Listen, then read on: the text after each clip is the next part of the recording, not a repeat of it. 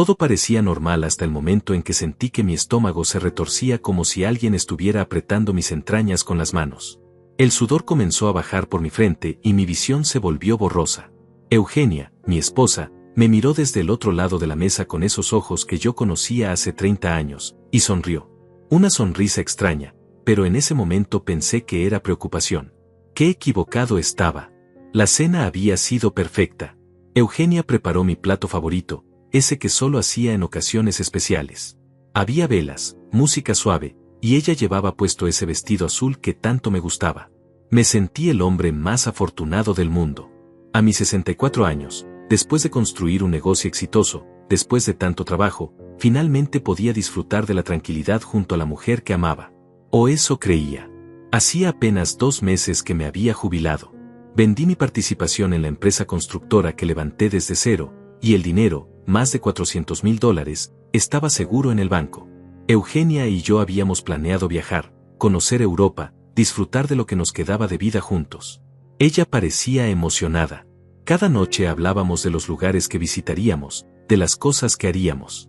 Yo confiaba en ella completamente. Pero esa noche, después del postre, algo cambió. Primero fue un mareo leve, luego un dolor agudo en el pecho. Mi corazón latía de forma irregular. Yo tenía un problema cardíaco menor, nada grave según el doctor Elías, solo algo que requería cuidado y medicación. Eugenia lo sabía, ella siempre estaba pendiente de mis pastillas, de mis consultas, de todo. Era tan atenta, tan dedicada. O al menos eso mostraba. Cuando intenté levantarme de la silla, mis piernas no respondieron. Caí de rodillas al piso y el pánico comenzó a invadirme. Eugenia se levantó rápidamente, con esa expresión de preocupación que yo esperaba ver. Se acercó a mí, me ayudó a sentarme en el sofá y acarició mi cabello. Su voz era suave, casi maternal, cuando dijo que me llevaría al hospital inmediatamente. Yo solo asentí, sin fuerzas para hablar, confiando en que ella me salvaría. El camino al hospital parecía más largo de lo normal.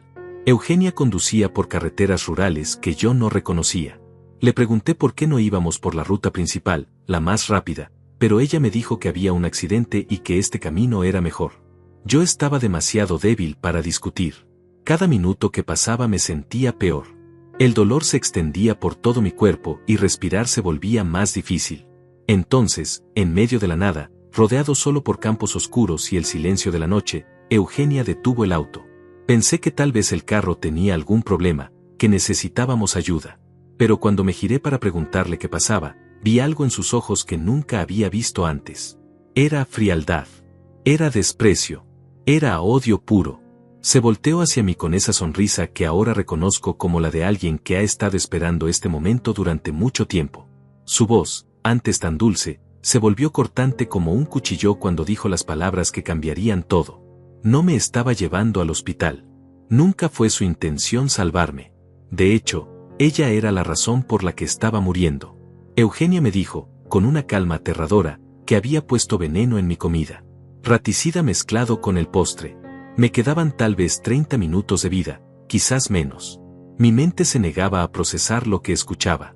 Esta era la mujer con la que había compartido 3 décadas de mi vida, la mujer que dormía a mi lado cada noche, la mujer en la que confiaba más que en nadie en el mundo. Le pregunté por qué, aunque mi voz apenas salía de mi garganta. Ella se rió. Una risa fría, calculada, ensayada. Me dijo que ya no me necesitaba. Que los últimos 2 años habían sido una actuación perfecta. Que cada sonrisa, cada caricia, cada palabra de amor, todo había sido mentira. Estaba esperando el momento correcto, y mi jubilación, con todo ese dinero, fue la señal que necesitaba. Entonces mencionó un nombre que me golpeó como un martillo en el pecho. Pablo. Mi ex socio. El hombre que yo consideraba un amigo, alguien en quien confié durante años antes de que él dejara la empresa por diferencias que nunca entendí del todo. Eugenia y Pablo eran amantes. Habían estado planeando esto juntos, esperando pacientemente a que yo vendiera mi parte del negocio para poder quedarse con todo. Eugenia abrió la puerta del auto y me ordenó salir. Yo apenas podía moverme, pero ella me empujó con fuerza, sin ninguna compasión. Caí sobre la tierra húmeda al lado del camino. El frío de la noche me golpeó la cara y por un momento pensé que tal vez esto era una pesadilla, que despertaría en mi cama y todo estaría bien. Pero no era un sueño. Eugenia se inclinó sobre mí, Me miró directamente los ojos y me dijo que me había alejado de mi familia, de mis amigos, de todos, y que nadie vendría a buscarme. Que cuando encontraran mi cuerpo, si es que lo encontraban, pensarían que fue un ataque cardíaco. Que ella lloraría en mi funeral, heredaría todo, y viviría feliz con Pablo mientras yo me pudría en alguna tumba olvidada. Después, simplemente se subió al auto, arrancó el motor, y se fue. Las luces traseras desaparecieron en la oscuridad y yo me quedé ahí, solo, tirado en el suelo, sintiendo como el veneno hacía su trabajo. Mi respiración se volvía cada vez más superficial, mi visión más borrosa. Acepté que iba a morir ahí, en medio de la nada, traicionado por la única persona en la que había confiado completamente. Pero entonces, cuando ya había cerrado los ojos y esperaba el final, escuché el sonido de un motor acercándose. Una luz brillante me cegó por un momento. Alguien había detenido su vehículo cerca de donde yo estaba. Una puerta se abrió y escuché pasos apresurados acercándose. Una voz de hombre, preocupada, preguntaba si estaba bien, si necesitaba ayuda. Intenté responder, pero solo salió un gemido débil de mi garganta. Sentí unas manos firmes revisándome, tomando mi pulso, levantando mis párpados para revisar mis ojos. Esa voz, la reconocía. Era familiar, pero mi mente estaba demasiado nublada para procesarlo. Entonces escuché mi nombre. Sebastián. Alguien me llamaba por mi nombre. La voz dijo que era el doctor Elías, mi médico, el mismo que me había estado tratando por mi problema cardíaco durante los últimos meses. ¡Qué coincidencia imposible!, pensé en mi delirio. De todos los lugares, de todas las personas, justo él pasaba por este camino desierto en el momento exacto en que yo estaba muriendo. El doctor Elías me dijo que me quedara quieto, que respirara despacio. Podía escucharlo hablando por teléfono, pidiendo una ambulancia, dando coordenadas. Luego sentí un pinchazo en mi brazo. Me estaba inyectando algo. Su voz era firme, profesional, pero había urgencia en ella. Me dijo que había visto mi auto pasar por la carretera principal hace unos minutos, que Eugenia iba sola, y que le pareció extraño porque sabía que yo tenía una cita de control al día siguiente. Decidió seguir el auto por curiosidad profesional, preocupado de que algo hubiera pasado. Cuando vio que Eugenia detenía el vehículo en medio de la nada y luego se iba dejando algo en el suelo, supo que algo estaba terriblemente mal. Por eso se desvió por este camino rural. Me encontró justo a tiempo. Le conté con la poca voz que me quedaba lo que Eugenia había hecho. Que me había envenenado. Que me había dejado aquí para morir. El doctor Elías maldijo en voz baja y comenzó a revisar mis síntomas con más atención. Sudoración excesiva, pulso irregular, pupilas dilatadas, temblores. Me preguntó qué había comido y cuando mencioné el postre, él asintió como si confirmara algo. Me dijo que los síntomas coincidían con envenenamiento por raticida, específicamente varfarina en dosis masivas. Era un anticoagulante que en grandes cantidades causaba hemorragias internas, fallo orgánico y eventualmente la muerte. Pero si se trataba rápido, si se administraba vitamina K y otros antídotos a tiempo, era reversible. Yo tenía una oportunidad de sobrevivir. La ambulancia llegó 20 minutos después, aunque para mí parecieron horas. Los paramédicos me subieron a la camilla y el doctor Elías viajó conmigo en el vehículo, explicándoles todo el camino lo que sospechaba. En el hospital, me llevaron directo a emergencias. Me conectaron a monitores, me pusieron sueros, me inyectaron antídotos. Todo era un borrón de luces brillantes, voces apresuradas y el sonido constante de las máquinas. Desperté varias horas después en una habitación privada. Mi cuerpo dolía, pero estaba vivo. El doctor Elías estaba sentado en una silla junto a mi cama, revisando unos papeles. Cuando vio que había abierto los ojos, se acercó y me dijo que había tenido suerte. Mucha suerte. Unos minutos más y el daño habría sido irreversible. Me salvó la vida. Le agradecí con lágrimas en los ojos. No solo por salvarme, sino por creer en mi historia. Muchos médicos habrían pensado que estaba delirando, que el veneno me había afectado la mente. Pero él no. Él sabía que Eugenia era capaz de esto. Y entonces me contó algo que me heló la sangre. Hace 3 meses, Eugenia había ido a su consultorio sin que yo lo supiera. Le había pedido que modificara mis resultados médicos, que exagerara la gravedad de mi condición cardíaca. Le ofreció dinero, mucho dinero, para que dijera que mi corazón estaba peor de lo que realmente estaba. El doctor Elías se negó rotundamente y le pidió que se fuera. Pensó en contármelo, pero Eugenia le rogó que no lo hiciera, diciendo que solo estaba preocupada, que quería asegurarse de que yo tomara mi salud en serio. Él decidió darle el beneficio de la duda, pero desde ese día mantuvo sus sospechas. Por eso cuando vio el auto esa noche, decidió seguirlo. Su instinto le decía que algo no estaba bien. Y tenía razón. Eugenia había estado preparando el escenario durante meses. Si lograba que pareciera que mi corazón estaba débil, nadie sospecharía cuando apareciera muerto. Todos pensarían que fue natural. Pero había más. El doctor Elías había investigado un poco después de ese encuentro extraño con Eugenia. Descubrió que ella había estado visitando a otro médico en la ciudad vecina, uno menos ético, buscando conseguir certificados falsos. También supo que Pablo, mi socio, había estado haciendo preguntas sobre mi salud en círculos sociales, como si estuviera midiendo cuánto tiempo me quedaba. Todo encajaba ahora. La forma en que Eugenia me había alejado de mi hermana Claudia en los últimos años. Las peleas que provocaba cada vez que yo quería visitarla.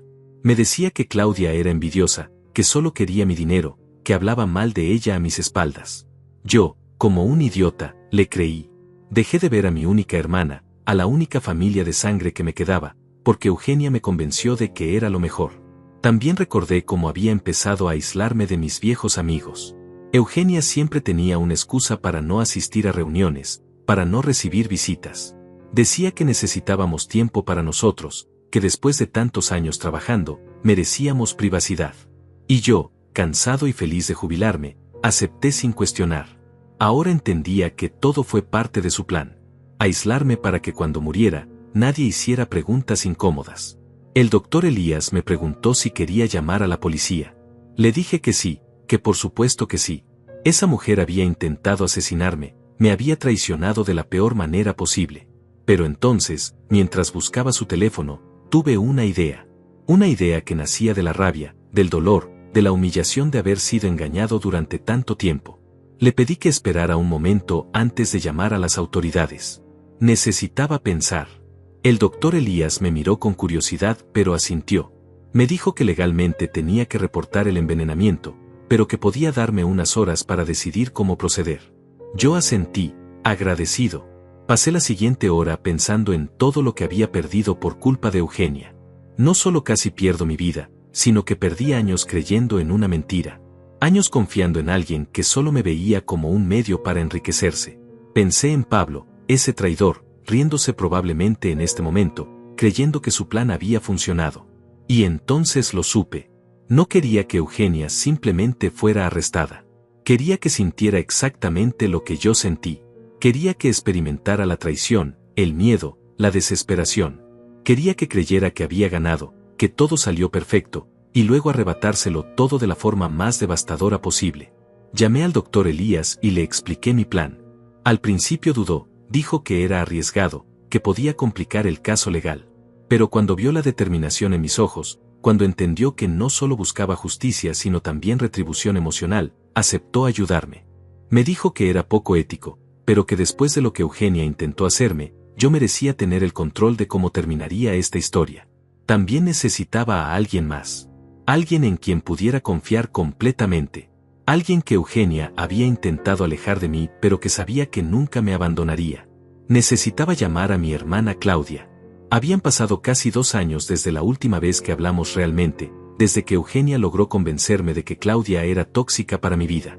Recordé las veces que mi hermana intentó acercarse, las llamadas que yo ignoraba, los mensajes que borraba sin leer porque Eugenia me decía que solo quería crear problemas entre nosotros. ¡Qué ciego había sido!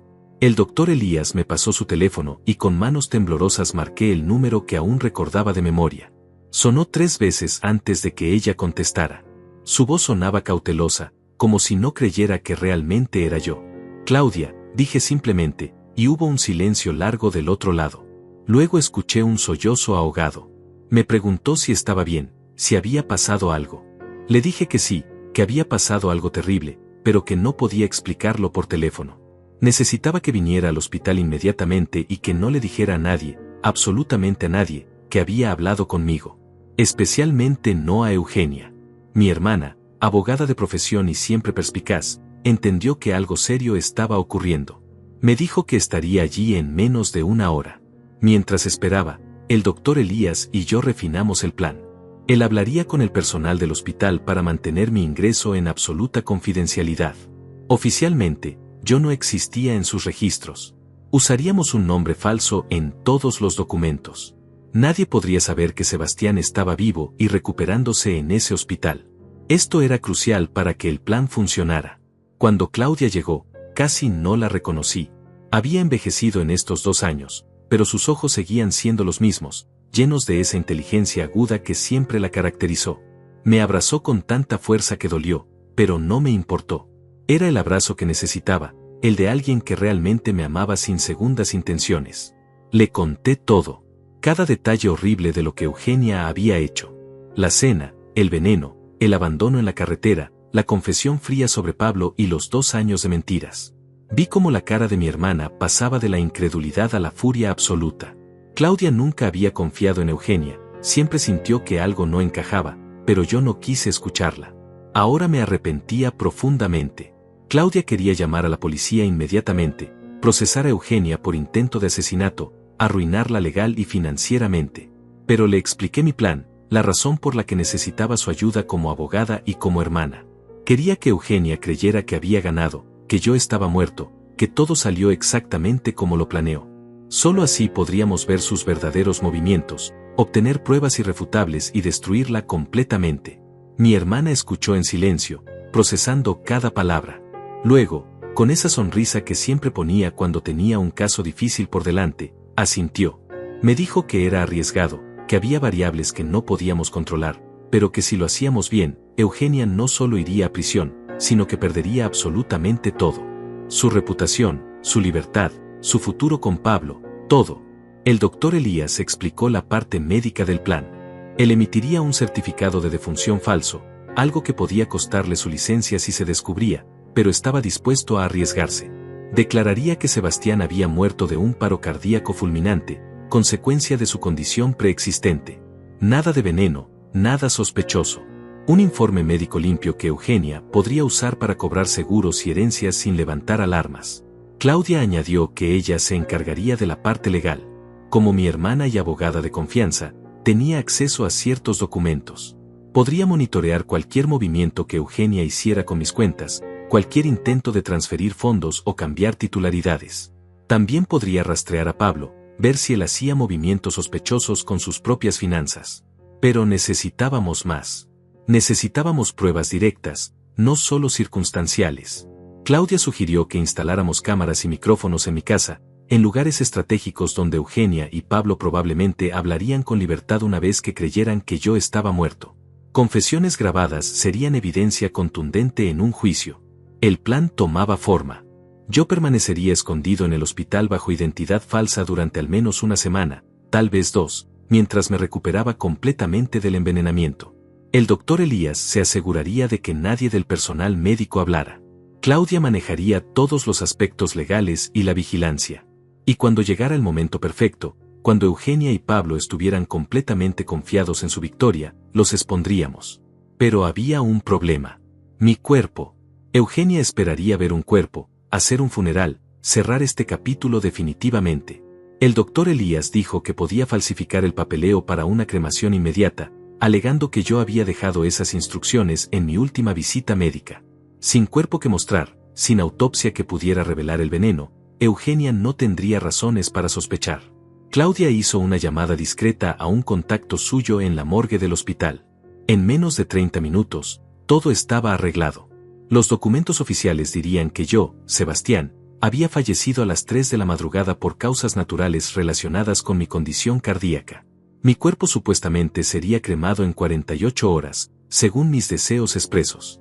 Ahora venía la parte más difícil. Alguien tenía que informarle a Eugenia de mi muerte. No podía ser el doctor Elías, ella sabía que él era mi médico y podría sospechar si la llamaba. Tenía que ser alguien del hospital, alguien neutral. Claudia se ofreció a hacerlo, pero yo negué. Eugenia sabía que mi hermana y yo estábamos distanciados, su llamada levantaría preguntas. Decidimos que sería una enfermera del hospital quien llamaría. Le diría a Eugenia que habían encontrado mi información de contacto en el sistema, que yo había llegado en ambulancia esa noche con un ataque cardíaco severo, y que a pesar de los esfuerzos del equipo médico, no pudieron salvarme. Simple, directo, creíble. La llamada se hizo a las 9 de la mañana del día siguiente. Yo estaba en la habitación, escuchando por el altavoz del teléfono de Claudia mientras la enfermera, siguiendo el guión que habíamos preparado, informaba a Eugenia de la terrible noticia. Hubo un silencio inicial, luego un grito ahogado, luego sollozos. Eugenia estaba actuando, por supuesto, pero lo hacía convincentemente. Preguntó qué había pasado, cómo era posible, dónde estaba yo ahora. La enfermera explicó pacientemente que yo había sido encontrado en la carretera rural por un conductor que pasaba, que me habían traído de emergencia, pero que mi corazón no resistió. El cuerpo estaba en la morgue, esperando instrucciones de la familia para los arreglos funerarios. Eugenia dijo entre lágrimas que iría inmediatamente al hospital. La enfermera le informó que debido a protocolos de identificación, necesitaría traer documentos que probaran nuestro matrimonio. Eugenia dijo que los traería todos, que estaría allí en menos de 2 horas. Colgó y yo me quedé mirando el teléfono en silencio. Claudia puso su mano sobre la mía. Me preguntó si estaba seguro de querer seguir adelante con esto. Le dije que nunca había estado más seguro de algo en mi vida. Eugenia iba a pagar por lo que hizo, pero no de la manera fácil. Iba a sufrir cada segundo de su caída, tal como ella había planeado que yo sufriera en esa carretera oscura. 2 horas después, Eugenia llegó al hospital. Yo estaba escondido en otra ala del edificio, pero Claudia me mantenía informado por mensaje de texto. Mi hermana se había posicionado estratégicamente en la sala de espera, disfrazada con gafas y ropa que Eugenia no reconocería, observando cada movimiento de mi esposa. Eugenia llevaba ropa oscura, gafas de sol enormes, y un pañuelo en la mano. La imagen perfecta de la viuda destrozada. Habló con el personal de la morgue, mostró los documentos del matrimonio, firmó papeles. Claudia me envió un mensaje diciendo que Eugenia había preguntado si podía ver el cuerpo. El personal, siguiendo nuestras instrucciones, le explicó que debido al estado en que me encontraron y a las regulaciones hospitalarias, ya habían preparado el cuerpo para la cremación según mis supuestos deseos previos. Eugenia insistió, pero con menos fuerza de la que cabría esperar de una esposa verdaderamente devastada. Finalmente aceptó la explicación y firmó la autorización para proceder con la cremación. Mi hermana observó cómo Eugenia salía del hospital, se subía a su auto, y en el momento en que las puertas se cerraron, la transformación fue inmediata. Las lágrimas desaparecieron, se quitó las gafas oscuras y sacó su teléfono.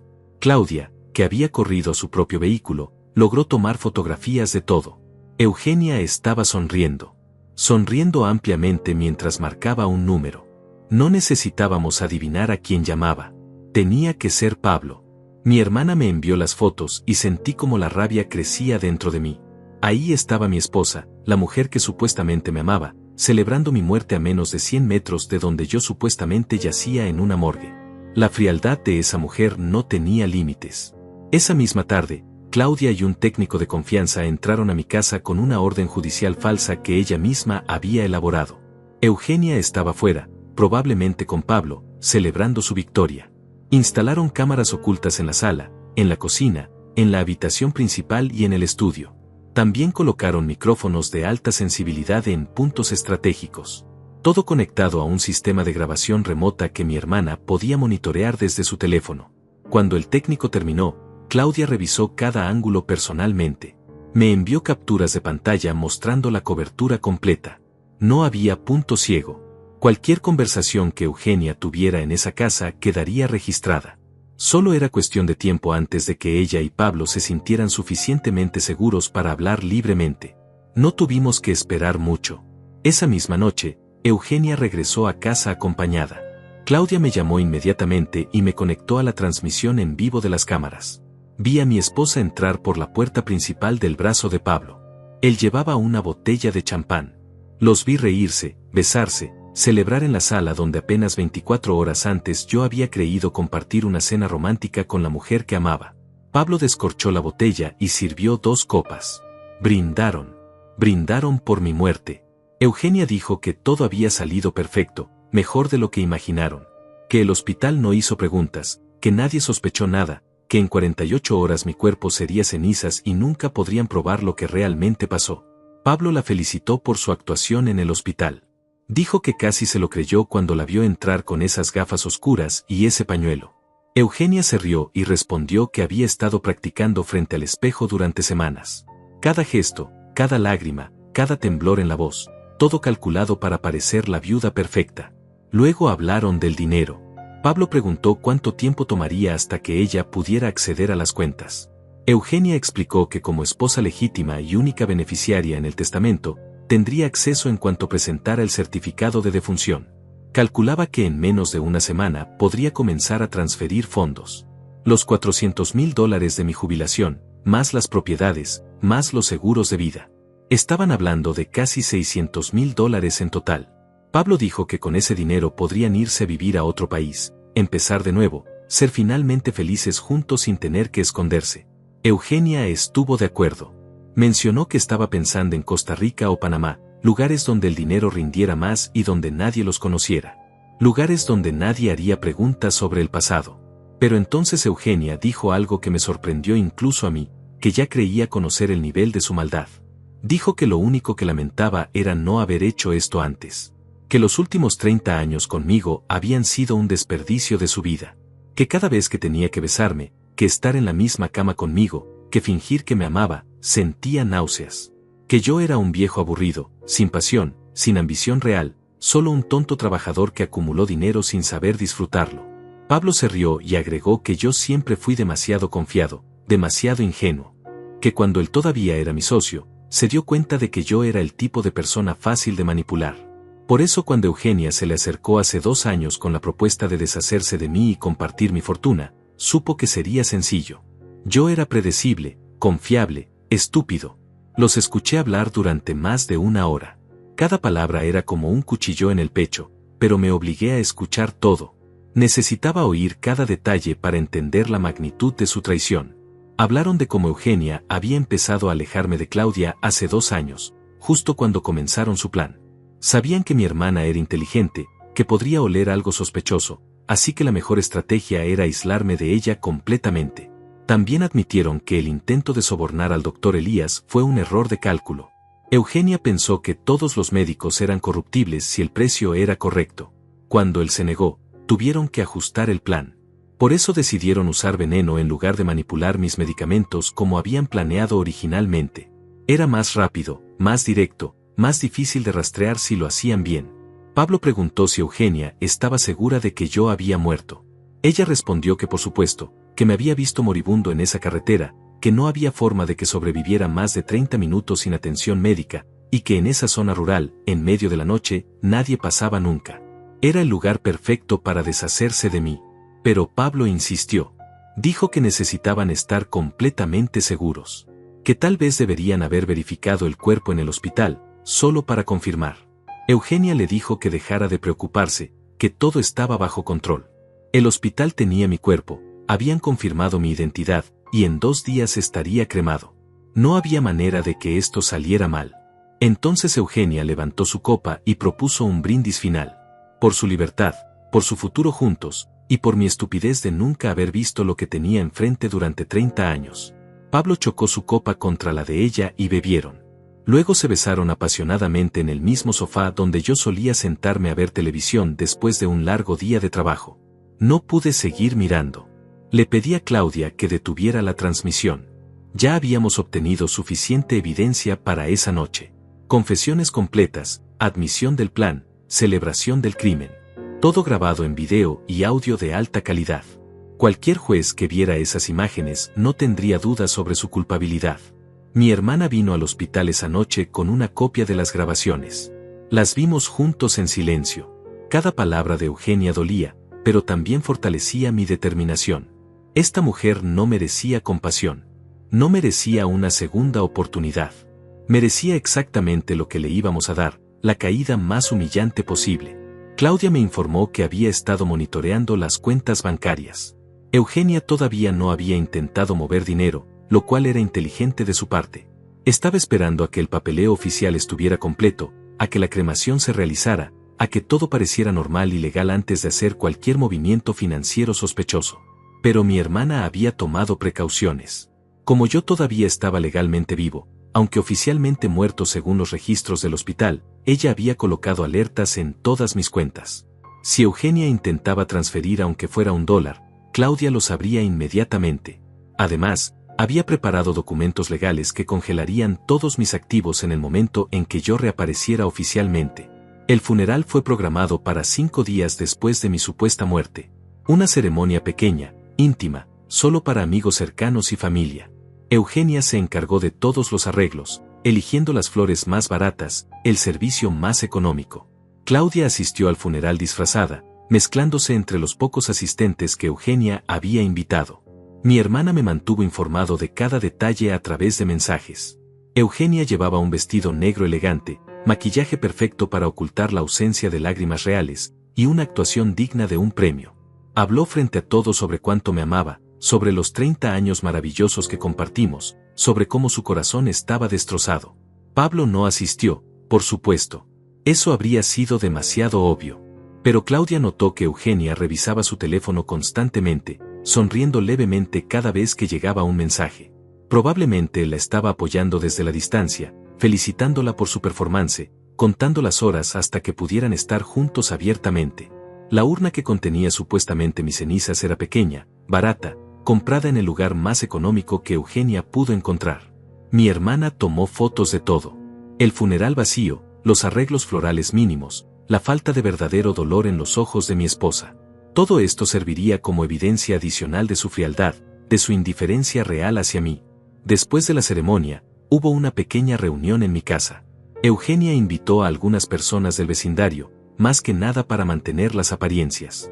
Sirvió bocadillos simples, vino barato, y continuó con su papel de viuda afligida. Pero Claudia, que había logrado entrar entre los invitados, me contó que Eugenia se excusaba constantemente para ir al baño, donde probablemente hablaba con Pablo, contando los minutos hasta que todos se fueran. 2 días después del funeral, comenzaron los movimientos financieros. Eugenia presentó el certificado de defunción en el banco y solicitó acceso a nuestras cuentas conjuntas. El banco, siguiendo los procedimientos normales, le otorgó el acceso después de verificar los documentos. Claudia recibió la alerta inmediatamente y me llamó. Eugenia no perdió tiempo. En menos de 24 horas, transfirió $150,000 a una cuenta nueva que había abierto a su nombre. Luego movió otros 100,000 a una cuenta en Panamá. Cada transacción quedó registrada, cada movimiento documentado. Claudia había contratado a un investigador privado para rastrear exactamente a dónde iba cada centavo.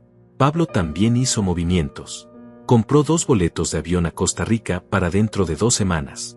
Reservó un apartamento de lujo frente a la playa por 6 meses. Alquiló un auto. Estaban preparándose para su escape, para desaparecer con mi dinero y vivir la vida que habían planeado mientras yo sufría. Pero nosotros también estábamos preparándonos. Claudia había contactado a un fiscal de confianza, alguien que ella conocía de sus años como abogada de crímenes financieros. Le mostró todas las pruebas que habíamos recopilado, las grabaciones, los registros bancarios, todo. El fiscal quedó impresionado con la cantidad de evidencia sólida que teníamos. Sin embargo, nos advirtió que necesitábamos el momento perfecto para actuar. Si revelábamos que yo estaba vivo demasiado pronto, Eugenia y Pablo podrían alegar que las grabaciones fueron fabricadas, que todo era una conspiración. Necesitábamos esperar hasta que hicieran movimientos tan grandes, tan incriminatorios, que no pudieran negar su culpabilidad. El fiscal sugirió esperar hasta el día antes de su vuelo a Costa Rica. Para entonces, habrían movido casi todo el dinero, habrían vendido probablemente algunas propiedades, habrían cerrado todos los cabos sueltos aquí. Estarían tan confiados en su victoria que nunca verían venir lo que les esperaba. Mientras tanto, yo seguía recuperándome en el hospital bajo identidad falsa. El doctor Elías me visitaba diariamente, monitoreando mi progreso. Los efectos del veneno estaban desapareciendo lentamente, pero me había dejado débil. Pasaba los días en esa habitación, viendo las grabaciones una y otra vez, planeando exactamente qué diría cuando llegara el momento de confrontar a Eugenia. Claudia me trajo ropa nueva, documentos nuevos, todo lo que necesitaría cuando finalmente saliera de ese hospital. También me mostró los avances del caso. Había logrado reunir testimonios de vecinos que habían visto a Pablo visitando mi casa durante los últimos 2 años, siempre cuando yo no estaba. Tenía registros telefónicos mostrando miles de mensajes entre Eugenia y Pablo. Tenía extractos bancarios que probaban que ella había estado gastando dinero en hoteles donde se encontraban.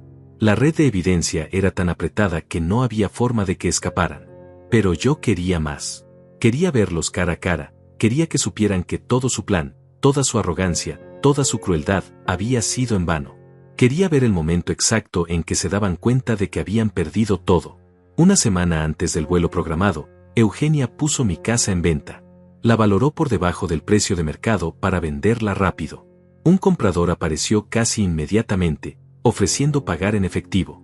La transacción se cerraría 3 días antes del viaje a Costa Rica. Eugenia recibiría $200,000 más para añadir a su botín.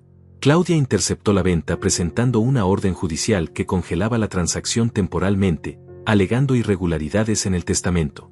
Eugenia contrató a un abogado, un tipo mediocre que cobraba barato, y trató de acelerar el proceso. Estaba comenzando a ponerse nerviosa, preocupada de que algo pudiera salir mal tan cerca de su escape. Pablo la tranquilizaba, según las grabaciones de las cámaras que aún funcionaban en mi casa.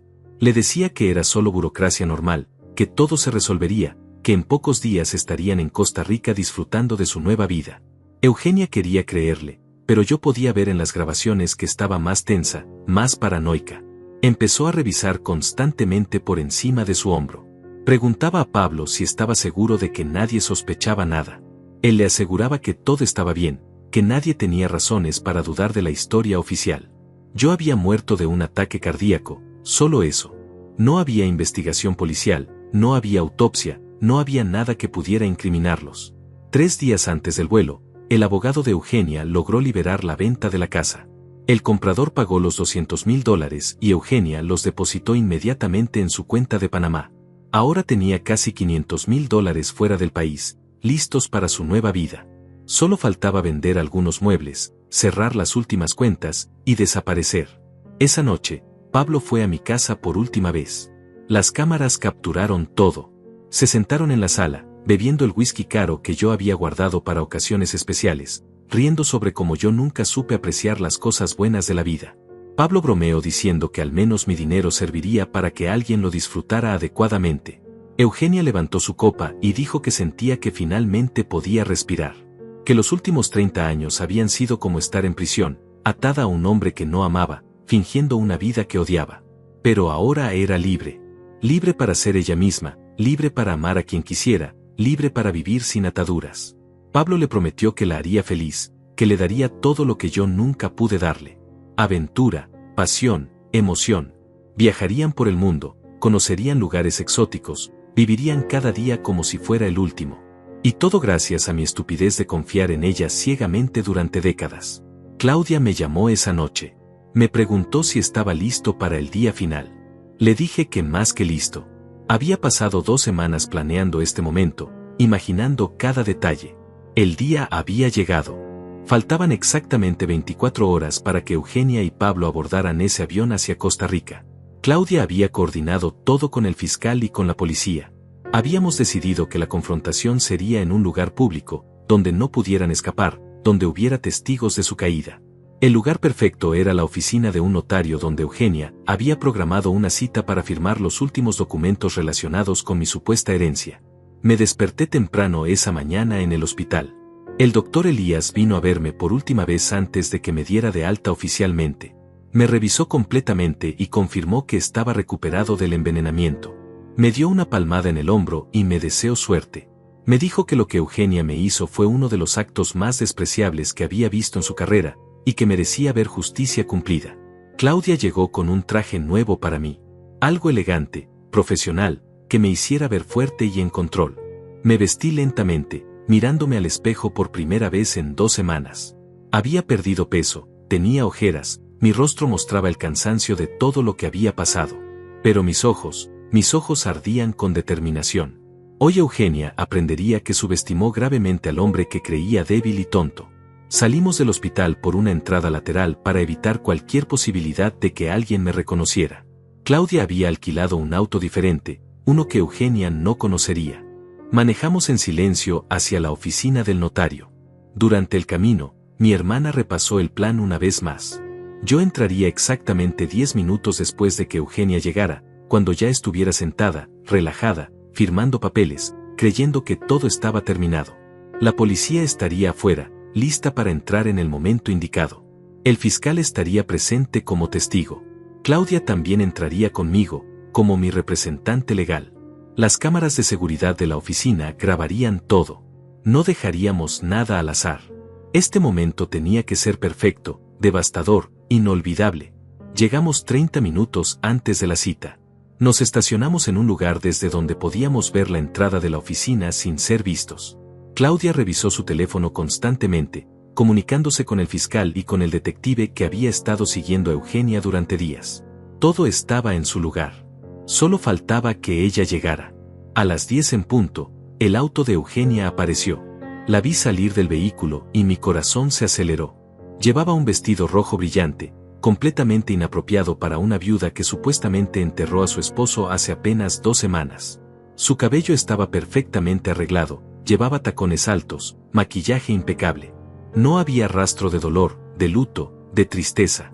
Solo una mujer feliz a punto de cerrar el último capítulo de su vida anterior. Entró a la oficina con una sonrisa en los labios. Claudia recibió un mensaje del notario, quien estaba cooperando con nosotros, confirmando que Eugenia estaba sentada y lista para firmar. Esperamos exactamente 10 minutos. Los más largos de mi vida. Cada segundo se sentía como una eternidad. Respiré profundo, ajusté mi corbata, y miré a mi hermana. Claudia me tomó de la mano y dijo que era el momento. Que recordara mantener la calma, dejar que la evidencia hablara por sí misma, no dejar que las emociones me dominaran. Asentí, aunque por dentro sentía un volcán a punto de explotar. Salimos del auto y caminamos hacia la entrada de la oficina. El fiscal ya estaba dentro, esperando. Los 2 oficiales de policía estaban posicionados cerca de la puerta. Abrí la puerta de la oficina y entré. El notario estaba sentado detrás de su escritorio, y frente a él, de espaldas a mí, estaba Eugenia. Escuché mi propia respiración, el sonido de mis zapatos contra el piso de madera. El notario me vio primero y sus ojos se abrieron ligeramente, aunque ya sabía que yo vendría. Eugenia estaba distraída, revisando uno de los documentos, completamente ajena a lo que estaba por suceder. Di 3 pasos más hacia adelante. Claudia cerró la puerta detrás de nosotros. El sonido hizo que Eugenia levantara la vista hacia el notario, preguntando si esperaba a alguien más. El notario no respondió, solo señaló con la cabeza hacia donde yo estaba parado. Eugenia siguió su mirada, giró la cabeza, y nuestros ojos se encontraron. El color desapareció de su rostro instantáneamente. La pluma que sostenía cayó de sus dedos y golpeó el suelo. Su boca se abrió pero no salió ningún sonido. Se quedó completamente congelada, como si estuviera viendo un fantasma.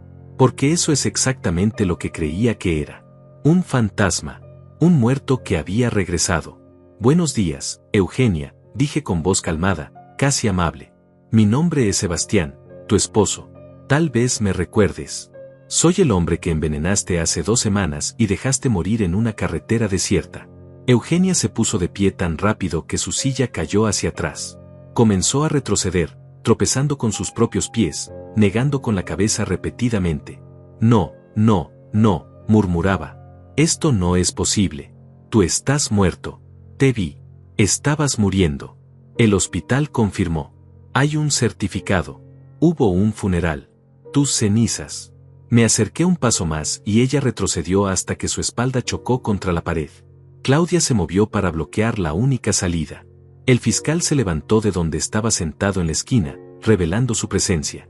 Eugenia lo miró, luego me miró a mí, luego a Claudia, tratando de procesar lo que estaba sucediendo. Sorpresa, dije. Resulta que tu plan no fue tan perfecto como creías. Verás, tuviste la mala suerte de abandonarme en una carretera donde justamente pasó el doctor Elías. ¿Recuerdas al doctor Elías, verdad? El médico que trataste de sobornar hace meses para que mintiera sobre mi condición cardíaca. Sí, él me encontró, me salvó la vida, y ha estado ayudándome a documentar cada uno de tus movimientos desde entonces. Eugenia comenzó a temblar. Sus ojos se movían frenéticamente, buscando una escapatoria que no existía. Yo no sé de qué estás hablando, tartamudeó. Estás confundido. El veneno debe haber afectado tu mente. Necesitas ayuda médica. Sebastián, déjame ayudarte. Me reí. Una risa amarga, sin humor. Ah, ahora quieres ayudarme. Qué interesante. Hace 2 semanas tu idea de ayudarme fue dejarme tirado como un perro al lado del camino después de envenenarme. Saqué mi teléfono del bolsillo y abrí la aplicación donde Claudia había guardado todas las grabaciones. Pero no te preocupes, Eugenia.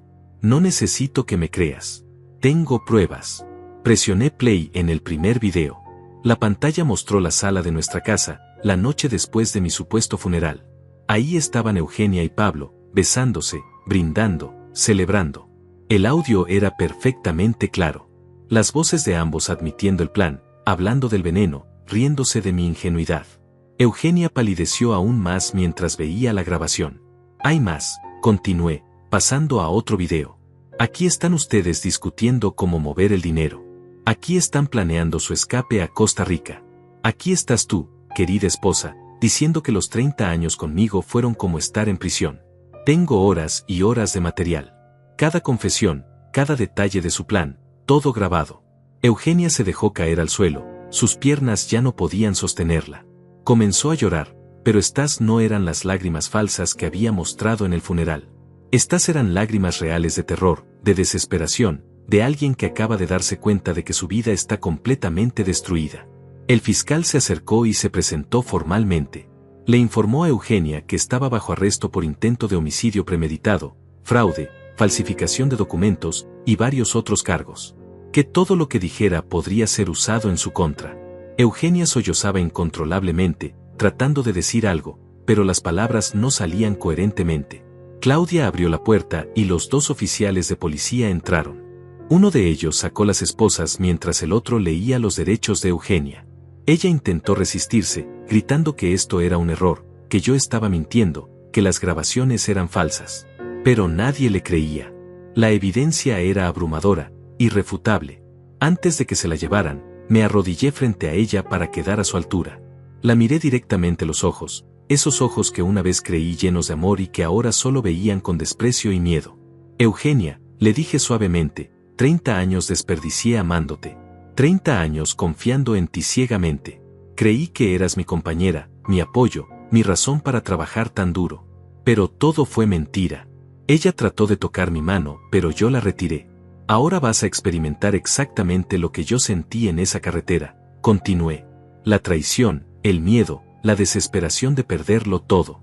La diferencia es que yo sobreviví y tú no sobrevivirás a esto. Los oficiales la levantaron del suelo y la esposaron. Eugenia gritaba mi nombre, suplicando que la escuchara, que le diera una oportunidad de explicar. Pero yo ya no tenía nada que escuchar.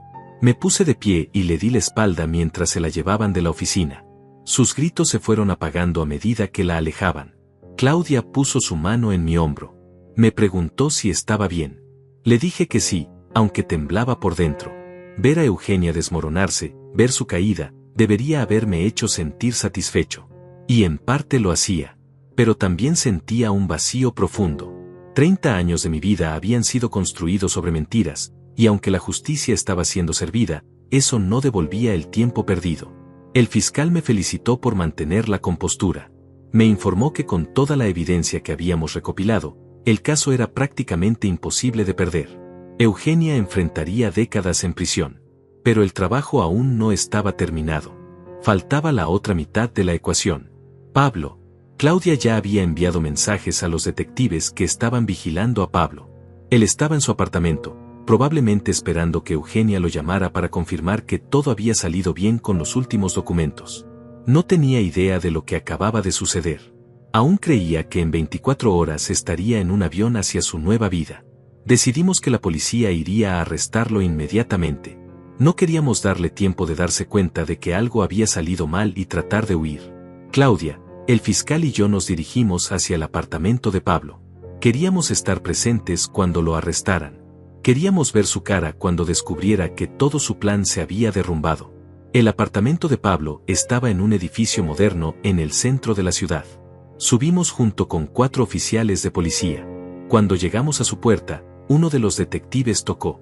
Escuchamos movimiento adentro, pasos acercándose. La puerta se abrió y ahí estaba Pablo, vestido casualmente, una sonrisa relajada en su rostro que desapareció instantáneamente cuando vio a los policías. Su mirada pasó de los oficiales a mí, y vi cómo sus ojos se agrandaban con puro shock. Sebastián, murmuró. Pero tú estás. Eugenia dijo que no podía terminar una frase coherente. Su cerebro claramente intentaba procesar lo imposible. Yo estaba muerto. Él lo sabía. Eugenia se lo había confirmado. Había visto el certificado de defunción. Sorpresa, Pablo, dije con una sonrisa fría. Parece que los reportes de mi muerte fueron grandemente exagerados. Los oficiales le mostraron la orden de arresto, intento de homicidio, conspiración para cometer fraude, y una lista larga de otros cargos. Pablo palideció, retrocedió hacia su apartamento tratando de cerrar la puerta, pero los policías fueron más rápidos. Lo empujaron hacia adentro y lo esposaron mientras él gritaba que esto era un error, que no había hecho nada malo, que no sabía de qué estábamos hablando. Uno de los detectives le mostró fotos de él y Eugenia juntos, extractos de sus comunicaciones, registros de las reservaciones a Costa Rica, transferencias bancarias. La evidencia se acumulaba frente a sus ojos. Pablo dejó de resistirse. Se desplomó en su sofá, esposado, mirando al vacío. Preguntó en voz baja dónde estaba Eugenia. Le dije que ya estaba arrestada, que había confesado todo frente a un notario, que las grabaciones de su casa mostraban cada detalle de su plan, que no había forma de escapar de esto. Él cerró los ojos. Por un momento pensé que iba a llorar, pero en cambio se rió. Una risa quebrada, derrotada. Dijo que Eugenia le había prometido que todo estaba bajo control, que el plan era perfecto, que yo era demasiado estúpido para sospechar algo, que dentro de 24 horas estarían bebiendo cócteles en una playa tropical mientras yo era solo un recuerdo olvidado. Le dije que el único error en su plan fue subestimarme. Creyeron que porque confiaba en las personas, porque no era cínico ni paranoico, era débil. Pero la confianza no es debilidad, Pablo. La traición es debilidad. La cobardía de envenenar a alguien en lugar de enfrentarlo directamente, eso es debilidad. Los oficiales se lo llevaron del apartamento. A diferencia de Eugenia, Pablo no suplicó ni gritó. Simplemente caminó con la cabeza baja, derrotado, sabiendo que su vida tal como la conocía había terminado. Claudia y yo nos quedamos en el apartamento vacío por un momento. Ella abrazó a mi hermano, algo que no hacía desde que éramos niños. Me dijo que estaba orgullosa de mí, que había manejado todo esto con más fuerza y dignidad de lo que ella esperaba. Le agradecí por nunca rendirse conmigo, por estar ahí incluso cuando yo la había alejado. Los siguientes días fueron un torbellino de actividad legal. Eugenia y Pablo fueron formalmente acusados. Los medios de comunicación locales cubrieron el caso extensamente. La historia de una esposa que envenenó a su esposo para robar su fortuna con su amante era exactamente el tipo de escándalo que generaba titulares. Mi nombre y mi foto aparecieron en todos lados. Algunos vecinos me buscaron para expresar su shock y su apoyo. Otros simplemente me miraban con curiosidad morbosa. Tuve que dar declaraciones a la policía, al fiscal, a investigadores de seguros. Cada vez que contaba la historia, cada vez que revivía esa noche en la carretera, el dolor se hacía un poco más pequeño. No desaparecía, pero se volvía manejable. El juicio fue programado para 3 meses después. Claudia me aseguró que con toda la evidencia que teníamos, sería rápido. Eugenia intentó negociar un trato, ofreciendo confesar a cambio de una sentencia reducida. El fiscal se negó. Este caso era demasiado claro, demasiado documentado. No había necesidad de negociar. Pablo, por otro lado, decidió cooperar completamente. Confesó todo, proporcionó detalles adicionales que ni siquiera teníamos en nuestras grabaciones. Explicó cómo él y Eugenia habían comenzado su aventura hace 2 años, cómo ella se le acercó con la idea de deshacerse de mí, cómo planearon cada paso meticulosamente. Su cooperación no lo salvaría de la prisión, pero tal vez reduciría su sentencia. Durante esos 3 meses de espera, tuve que reconstruir mi vida. Mi casa había sido vendida a Eugenia antes de su arresto, pero Claudia logró revertir la venta argumentando fraude. Recuperé la propiedad, pero no podía vivir ahí. Cada rincón me recordaba la traición. Decidí venderla realmente y comprar algo nuevo, un lugar sin memorias contaminadas. También recuperé todo el dinero que Eugenia había transferido. Las cuentas en Panamá fueron congeladas y los fondos repatriados. Los $400,000 de mi jubilación estaban de vuelta, más los $200,000 de la venta de la casa. Mi situación financiera estaba intacta, pero mi vida emocional estaba destrozada. Claudia sugirió terapia. Al principio me resistí, pensando que era algo que no necesitaba. Pero después de algunas semanas de insomnio, de pesadillas recurrentes sobre esa noche en la carretera, de ataques de ansiedad cada vez que veía algo que me recordaba a Eugenia, acepté que necesitaba ayuda profesional. El terapeuta me ayudó a procesar el trauma, no solo del envenenamiento sino de la traición emocional de 30 años. Me hizo entender que no era mi culpa haber confiado, que confiar en las personas no me hacía tonto. Me hacía humano. Lo que Eugenia y Pablo hicieron fue una elección consciente de su parte, no una consecuencia de mi ingenuidad. Esas sesiones fueron dolorosas pero necesarias. Lentamente, comencé a dormir mejor, a sentir que podía respirar sin ese peso constante en el pecho. También me reconecté con personas que había perdido durante los últimos años. Amigos que Eugenia había alejado sistemáticamente, familiares que había dejado de ver por sus manipulaciones. Cuando supieron lo que había pasado, todos mostraron apoyo incondicional. Muchos admitieron que siempre sintieron que algo no estaba bien con Eugenia, pero nunca dijeron nada porque yo parecía feliz. Eso me dolió de una manera diferente. Saber que hubo señales, que otras personas las vieron, pero que yo estuve tan cegado por mi confianza que nunca las noté. El terapeuta me recordó que no podemos vivir con la guardia siempre alta, sospechando de todos. Que vivir así no es vivir. Que lo que me pasó fue excepcional, no la norma. Finalmente llegó el día del juicio. La sala del tribunal estaba llena de reporteros, curiosos, y algunas personas que conocía. Claudia estaba sentada a mi lado como mi representante legal, aunque el fiscal llevaba el caso. Eugenia entró escoltada por guardias, vestida con un traje simple, sin maquillaje, luciendo 10 años más vieja que la última vez que la vi. Nuestros ojos se encontraron por un momento. Los suyos suplicaban algo, perdón tal vez, o compasión. Los míos estaban vacíos de cualquier emoción hacia ella. Ya no sentía rabia, ni odio, ni siquiera lástima. Solo indiferencia. Ella era una extraña que una vez compartió mi vida, nada más. Pablo entró después, también esposado. Se veía demacrado, con ojeras profundas, como si no hubiera dormido en meses. Probablemente no lo había hecho. La cárcel preventiva no era amable con personas como él, acostumbradas a comodidades y libertad. No lo miré. No merecía ni un segundo de mi atención. El juicio comenzó con el fiscal presentando el caso. Describió meticulosamente el plan que Eugenia y Pablo habían orquestado. Mostró las grabaciones donde confesaban todo. El audio era cristalino, las imágenes inconfundibles. Toda la sala escuchó a Eugenia admitir que me había envenenado, que me dejó morir en esa carretera, que lo había planeado durante 2 años. Cuando las grabaciones terminaron, había un silencio absoluto en la sala. Algunos espectadores tenían lágrimas en los ojos. Otros miraban a Eugenia con disgusto evidente. Ella mantenía la cabeza baja, incapaz de enfrentar las consecuencias de sus propias palabras capturadas en video. El doctor Elías testificó sobre cómo me encontró esa noche, sobre los síntomas de envenenamiento que presentaba, sobre cómo el tratamiento inmediato me salvó la vida. Explicó también sobre el intento previo de Eugenia de sobornarlo para falsificar mis reportes médicos. Su testimonio fue devastador para la defensa. Claudia testificó sobre cómo Eugenia me había alejado sistemáticamente de mi familia durante años, parte del plan para aislarme y hacer que mi muerte pareciera menos sospechosa. Habló sobre los movimientos financieros que Eugenia hizo inmediatamente después de mi supuesta muerte, cómo transfirió cientos de miles de dólares a cuentas extranjeras, cómo vendió propiedades a precios reducidos para obtener efectivo rápido.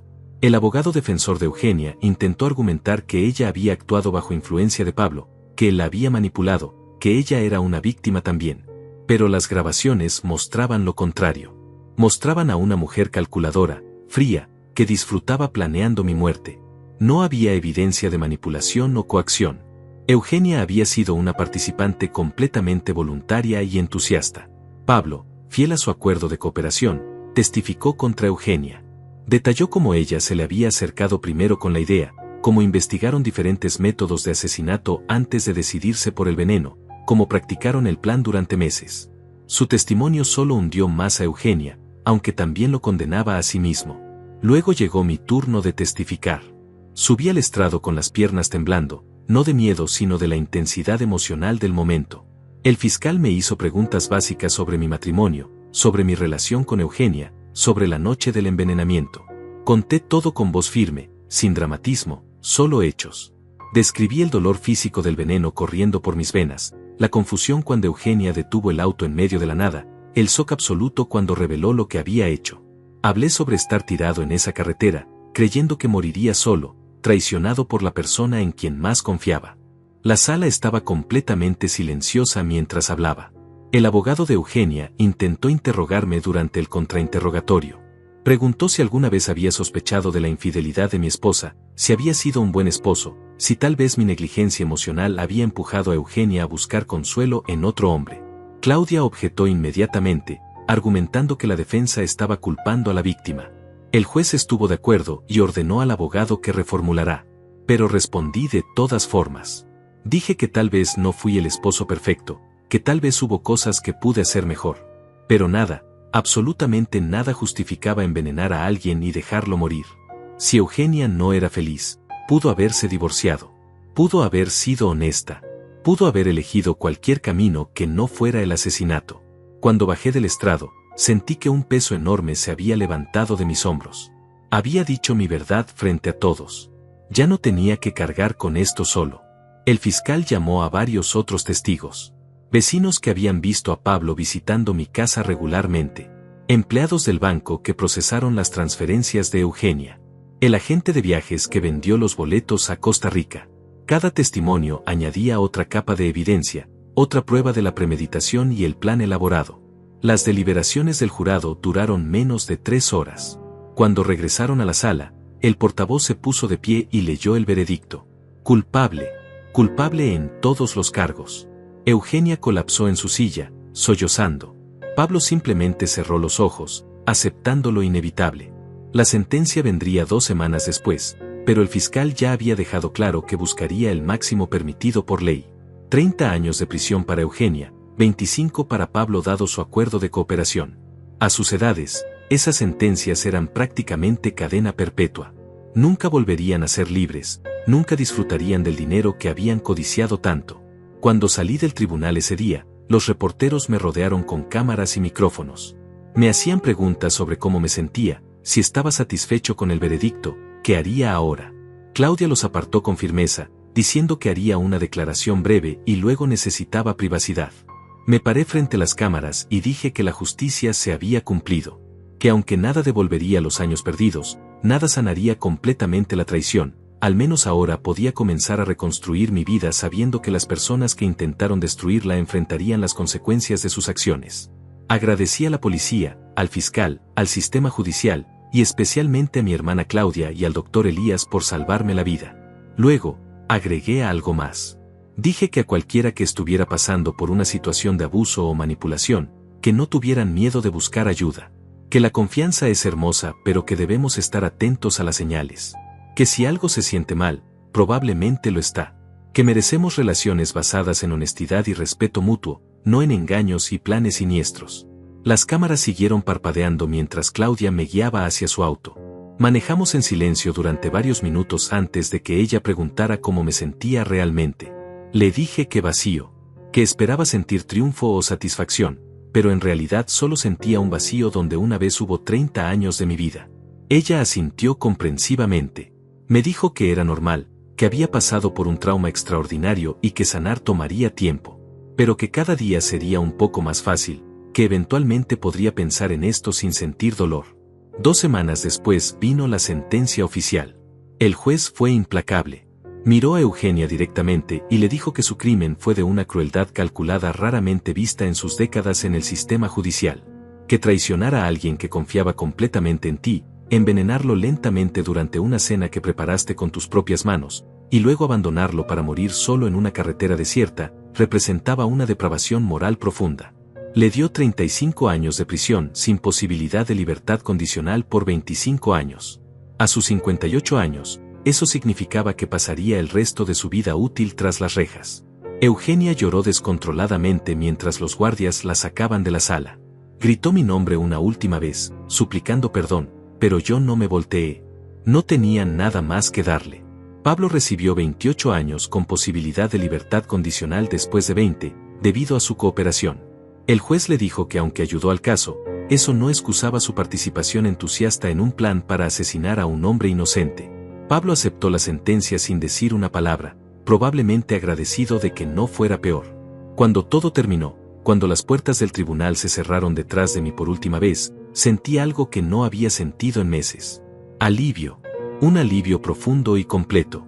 Se había hecho justicia. El sistema funcionó. Los culpables fueron castigados. Ahora podía comenzar realmente a sanar. Los primeros meses después del juicio fueron difíciles. Vendí la casa finalmente y compré un apartamento pequeño en un barrio tranquilo donde nadie me conocía. Doné gran parte de los muebles que Eugenia y yo habíamos compartido. No quería nada que me recordara a ella o a esa vida falsa que habíamos construido juntos. Claudia me visitaba regularmente. Cenábamos juntos, hablábamos de todo y nada, reconstruíamos la relación que Eugenia había destruido. Mi hermana nunca dijo te lo dije, nunca me hizo sentir culpable por haberla alejado. Solo estuvo ahí, paciente y amorosa, ayudándome a encontrar mi camino de vuelta a la vida. También me reconecté con viejos amigos. Algunos de mis compañeros del negocio que había dejado cuando me jubilé me buscaron. Salíamos a cenar, jugábamos cartas, hacían chistes malos sobre mis aventuras. Era normal, reconfortante, exactamente lo que necesitaba. Me recordaban que no todo en mi vida había sido mentira, que tenía relaciones genuinas, personas que se preocupaban por mis insegundas intenciones. El doctor Elías se convirtió en un amigo cercano. Más allá de nuestra relación médico-paciente, habíamos compartido algo extraordinario. Él me salvó la vida en el sentido más literal posible, y luego me ayudó a obtener justicia. Almorzábamos una vez por semana, y él siempre preguntaba cómo estaba manejando todo emocionalmente, no solo físicamente. En una de esas comidas, me contó que había recibido ofertas de programas de televisión queriendo contar nuestra historia. Le dije que podía hacer lo que quisiera, que agradecía su ayuda más de lo que palabras podían expresar. Él rechazó todas las ofertas. Dijo que había hecho lo correcto porque era lo correcto, no por fama o dinero. 6 meses después del juicio, finalmente me sentí listo para considerar qué hacer con el resto de mi vida. Tenía 64 años, todavía décadas potencialmente por delante si cuidaba mi salud. No quería desperdiciarlas viviendo en el pasado, amargado y roto. Eugenia y Pablo ya me habían robado suficiente, no les daría mi futuro también. Decidí viajar, algo que Eugenia y yo supuestamente íbamos a hacer juntos pero que nunca sucedió. Compré boletos para Europa, los mismos lugares que una vez planeamos visitar.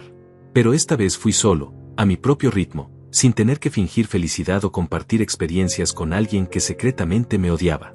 París fue hermoso. Roma fue impresionante. Barcelona fue vibrante. Cada ciudad me enseñó que la vida continuaba, que el mundo era grande y lleno de belleza, que mi pequeña tragedia personal no definía todo lo que existía. Conocí personas en mis viajes, otros turistas, locales amables, todos con sus propias historias. Algunos conocían mi caso por las noticias internacionales, otros no tenían idea. Con ambos grupos encontré conexiones genuinas. En Barcelona, conocí a una mujer llamada Alicia. Era una artista, unos años menor que yo, con una sonrisa cálida y ojos que realmente veían a las personas. Nos encontramos en un museo, ambos admirando la misma pintura. Comenzamos a hablar de arte, luego de viajes, luego de vida. Le conté mi historia eventualmente, sin dramatismo, solo como hechos de mi pasado. Alicia escuchó sin juzgar. Luego compartió su propia historia de pérdida y traición, diferente a la mía pero igualmente dolorosa. Encontramos consuelo en nuestra comprensión mutua. No fue romance, al menos no inmediatamente. Fue amistad, conexión humana real, algo que no había sentido en tanto tiempo que casi olvidé cómo se sentía. Pasamos una semana explorando Barcelona juntos. Ella me mostró lugares que los turistas normales nunca ven, pequeños cafés escondidos, galerías de arte locales, parques tranquilos. Hablamos de filosofía, de arte, de la capacidad humana tanto para la crueldad como para la bondad. Cuando llegó el momento de partir, intercambiamos información de contacto y nos prometimos mantenernos en contacto. Y lo hicimos. Alicia y yo nos escribíamos regularmente. Emails largos sobre nuestros días, nuestros pensamientos, nuestros sueños. 6 meses después, ella vino a visitarme. Pasó 2 semanas en mi ciudad y conoció a Claudia, al doctor Elías, a mis amigos. Todos la adoraron. Claudia especialmente me dijo que Alicia era exactamente el tipo de persona que merecía en mi vida, alguien genuino y bondadoso. No me apuré con Alicia. Después de Eugenia, necesitaba tiempo para reconstruir mi capacidad de confiar. Alicia lo entendió completamente. Dejamos que nuestra relación se desarrollara naturalmente, sin presiones, sin expectativas imposibles. Y lentamente, muy lentamente, me encontré abriendo mi corazón nuevamente. 1 año después del juicio, regresé al tribunal por última vez. Eugenia había solicitado una apelación que fue denegada. Quería verme una última vez, según me informó el fiscal. Claudia me aconsejó no ir, que no le debía nada a esa mujer. Pero decidí ir de todas formas. No por ella, sino por mí. Para cerrar ese capítulo completamente. Nos reunimos en una sala pequeña, separados por una mesa y con guardias presentes. Eugenia se veía consumida. El cabello gris, arrugas profundas, la postura encorvada. La prisión la había envejecido dramáticamente. Me miró con ojos suplicantes y comenzó a hablar. Dijo que lo sentía, que había pensado todos los días sobre lo que hizo, que si pudiera retroceder el tiempo lo haría diferente. La escuché en silencio. Cuando terminó, le dije que no aceptaba su disculpa, que sus palabras eran vacías porque solo surgían después de ser atrapada y condenada, que si su plan hubiera funcionado, si yo hubiera muerto en esa carretera, ella estaría ahora en Costa Rica con Pablo, gastando mi dinero y riéndose de mi memoria.